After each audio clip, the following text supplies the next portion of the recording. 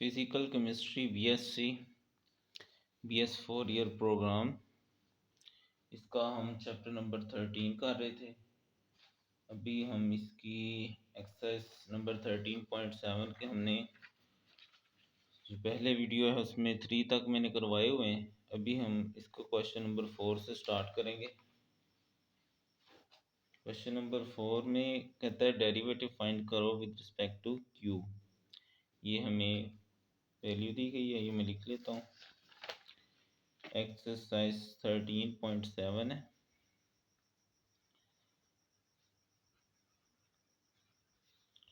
इसका question number है 4 का first part, BSc physical chemistry 5+1 cot q. Cot जो है, अब भाई कुछ जनरल आइडेंटिटीज हैं वो आपको आनी चाहिए। कॉट जो होता है ना वो बराबर होता है, यानी 1/cot, ये होता है tan Q.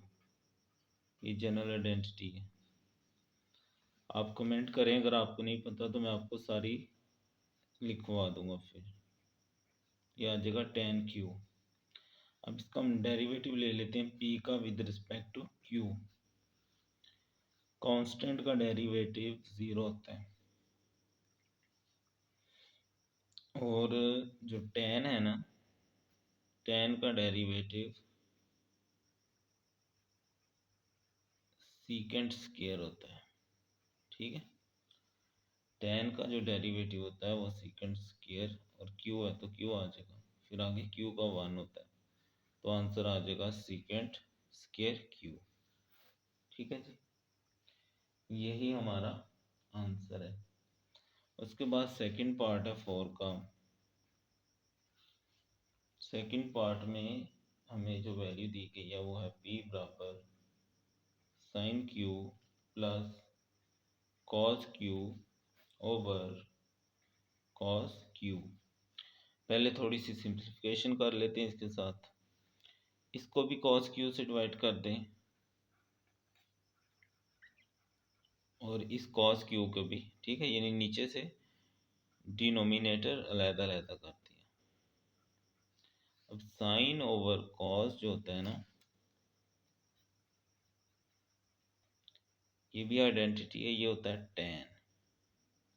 Sign over cos tan के इक्वल होता है, आपने 10th क्लास में पढ़ा होगा ये फॉर्मूले, चैप्टर नंबर 9 के अंदर। तो मैं इसको बना देता हूँ tan क्यू, बिल्कुल सेम वैल्यू तो कट जाती है, 1 आ जाएगा। ले जी, क्यू के लिहाज से इसका डेरिवेटिव लेते हैं p का, d over D Q. p के लिहाज से tan का भी हमने पढ़ा है सीकेंट स्क्वायर q, q का 1, कांस्टेंट का डेरिवेटिव 0 होता है, तो ये आ जाएगा सीकेंट स्क्वायर q। ठीक है जी, इस तरह हमारा क्वेश्चन नंबर 4 के दोनों पार्ट्स यहाँ पर कंप्लीट हो गए। क्वेश्चन नंबर 5 पे हम आ गए। एक्सरसाइज 13.7 ही है। ये डबल डेरिवेटिव लेना है, यानी 2 दफ़ा। ठीक है, तो मैं पहली दफ़ा लेता हूँ dy by D x. Cosecant का जो डेरिवेटिव होता है वो बराबर होता है, ठीक है, यहाँ लिख भी देता हूँ साइड पे। जो डेरिवेटिव होता है ना कोसेकेंट का, वो होता है minus cosecant square x minus cosecant x cot x. ठीक है, कोसेकेंट का डेरिवेटिव क्या होता है, minus cosecant x cot x. इसको हम ऐसे 1 डैश पे लिखते हैं। ठीक है, फर्स्ट डेरिवेटिव को हम y डैश पे लिखते हैं।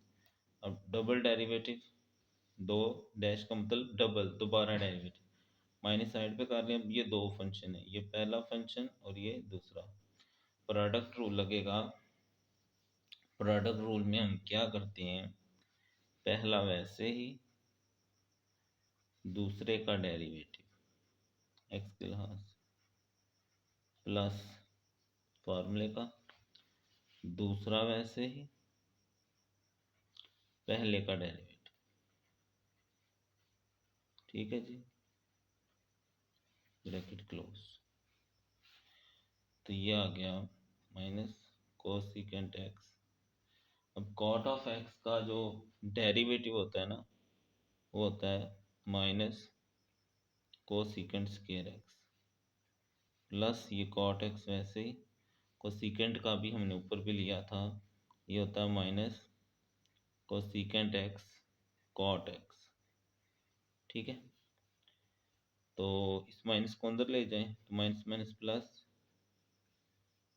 कोसिकेंट क्यूब एक्स, ये माइनस माइनस भी प्लस, ये कॉट और कॉट कॉट का square x into cosecant x. Answer अगर हमने बुक वाला लाना है तो मुझे सिंप्लीफिकेशन करनी पड़ेगी। ये जो कॉट स्केयर एक्स होता है ना, ये आइडेंटिटी है, ये बराबर होता है cosecant square x minus one, और ये वाला कोसिकेंट वैसे आ जाएगा।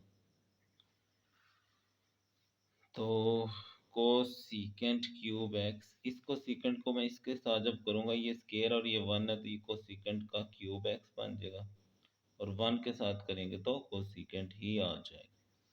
ये दोनों सेम हो जाएंगे तो दो हो जाएंगे, दो cosecant cube x minus cosecant x, यही हमारी बुक के आंसर है।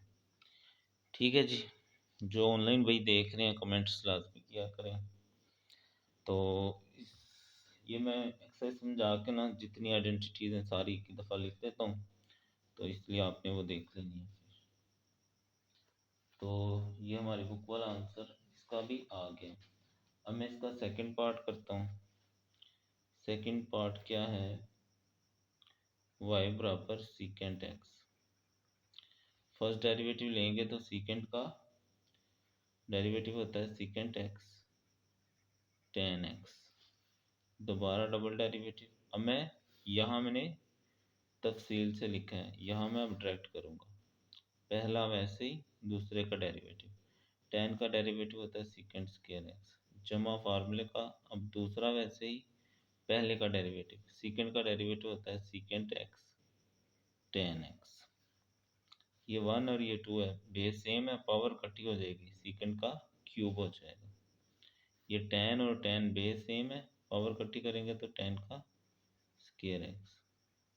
भाई अगर फिर भी किसी चीज़ की समझ ना आए तो आप कमेंट्स कर सकते हैं मुझे। मैं ये अज्यूम कर रहा हूँ कि आपको थोड़ी बहुत बेस तो है, अगर बिल्कुल ही नहीं है तो भाई फिर भी आप कमेंट कर सकते हैं, फिर मैं ज़्यादा एक्सप्लेन करके समझा दूंगा। ठीक है, अभी मैं थोड़ा बहुत शॉर्ट कर रहा हूँ, थोड़ा सा, इतना ज़्यादा।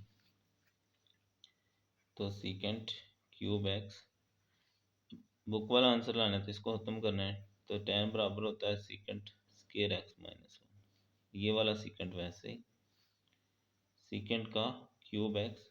अभी सीकेंट को इसके साथ करेंगे, दो पावर इसकी है एक इसकी है, टोटल तीन हो जाएगी, सीकेंट क्यूब एक्स। सीकेंट को वन से करेंगे तो सीकेंट एक्स, ये दोनों सेम है तो दो हो जाएगा, दो सीकेंट क्यूब एक्स माइनस ये सीकेंट एक्स आ जाएगा। ठीक है जी, इस तरह ये क्वेश्चन नंबर 5 जो है वो हमारा कंप्लीट हुआ है। अब हम करते हैं जी क्वेश्चन नंबर 6। क्वेश्चन नंबर 6 का फर्स्ट पार्ट है।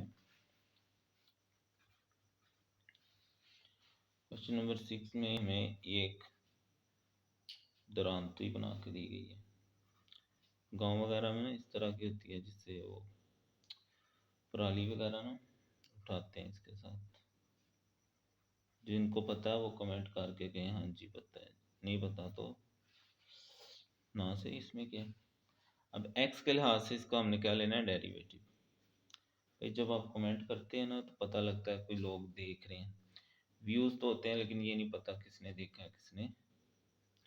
अब एक्स के लिहाज से डेरिवेटिव लेना है तो साइन का डेरिवेटिव होता है cos n by x over a, और फिर ये जो ब्रैकेट में ना इसका डेरिवेटिव लेना है, तो एक्स का डेरिवेटिव वन, बाकी कांस्टेंट है वो वैसे ही आ जाएगा। ठीक है, अब ये जो इसको उठा के शुरू में ले आएंगे तो ये हो जाएगा a n pi over a into cos of n by x over a. ठीक है जी, कांस्टेंट था वैसे ही आ गया। साइन का डेरिवेटिव होता है कॉस ये एक्स, और फिर एक्स का डेरिवेटिव तो यहाँ से x तो 1 हो जाएगा, बाकी n pi over a constant है वैसे आ जाएगा, इसको उठा के शुरू में लिख देंगे। ठीक है, ये हो गया जी फर्स्ट पार्ट। सेकंड पार्ट में उसने स्केयर लिखा हुआ है, मतलब 2 दफ़ा डेरिवेटिव लेना पड़ेगा।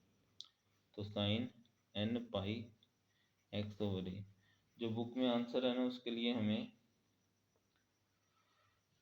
यहाँ पर ए भी दिखाया हुआ है, तो ए तो नहीं है, तो यहाँ पर ए लगाएंगे तो फिर बुक वाला आंसर आ सकता है। तो ये देखें, पहला मैं एक्स के लिहाज से लेता हूँ, तो ए साइन का होता है कॉस एन पाई एक्स ओवर ए, फिर ये जो डेरिवेटिव है इसका फर्दर, यानी ये जो थीटा है ना इसका डेरिवेटिव एक्स का 1, तो बाकी कांस्टेंट है वैसे आ जाएगा एन पाई ओवर ए।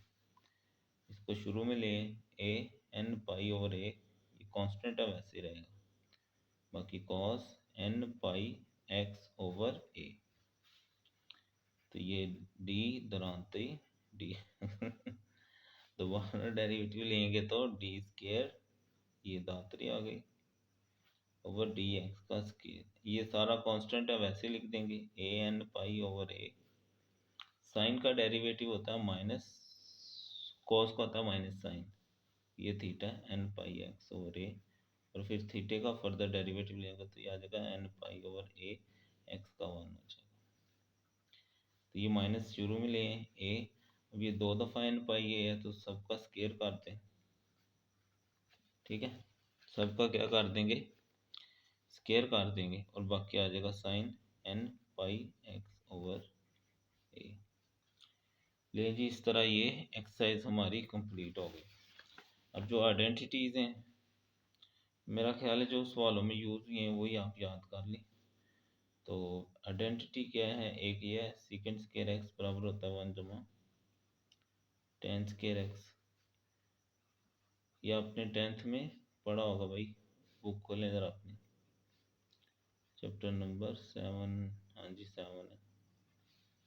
इस तरह साइन थीटा होता है 1 over cosecant theta, cos theta होता है 1 ओवर सीकेंट थीटा, ये आइडेंटिटीज हैं। टेन थीटा होता है साइन थीटा और कॉस थीटा, या फिर 1 ओवर कॉट थीटा, और कॉट थीटा होता है 1 cos theta over sine theta, या 1 ओवर टेन थीटा, इस तरह। और जो डेरिवेटिव है, साइन एक्स हो तो कॉस एक्स हो जाता है, कॉस एक्स हो तो माइनस साइन एक्स हो जाता है, ये डेरिवेटिव है भाई, डी ओवर डी एक्स आना था, मैंने इंटेग्रल लिख दिया, डी ओवर डी एक्स। इस तरह D over D x secant हो तो सीकेंट एक्स टेन एक्स हो जाता है, इसी तरह डी ओवर डी एक्स अगर हो कोस सीकेंट एक्स तो minus cosecant x cot x हो जाएगा। ठीक है।